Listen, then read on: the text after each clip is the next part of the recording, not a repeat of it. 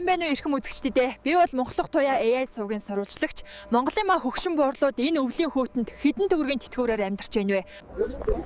Сайн байна уу өвөө эмээ хоёроо. Та хоёрын тэтгэвэр хэдэн төгрөг байдаг вэ? Энэ мөнгө танд хоол, эм, түлшинд хүрэлцдэг үү? Өвлийг яаж давхаар байна вэ? Хүрэлцэхгүй хүмүү. Им тариа нуурс түлш авчихад л тэтгэвэр дуусчдаг болчдөг. Хоол хүнсээ бол хямдыг л харж авна та. Заримдаа мах авч чадахгүй гурил цаагаар л болгоно. Өвөл бол хамгийн хэцүү үйлрэл. Нүүрс түлшинд л хамгийн их мөнгө орно. Тэтгэврээ хураагаад байжгаад нэг удаа л нүүрс авна. Дахиж авах мөнгө байхгүй болохоор даарах үйч би. Өвөө эмээ хоёроо. Та хоёрын яриаг сонсоход үнэхээр сэтгэл өвдөгч байна.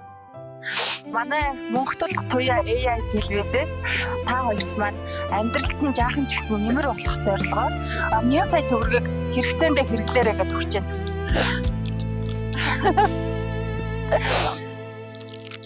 Буйна нэмээ. Ямар сайхан буянтай хүүхдүүд вэ. Ийм сайхан сэтгэлтэй залуусын ажил үйлс нь өөдрөг байх болтгай хүүхдүүд мэр. Ахмадуудаа хайрлая. Ачийг нь мартахгүй, ачийг нь мартахгүй амьдрья.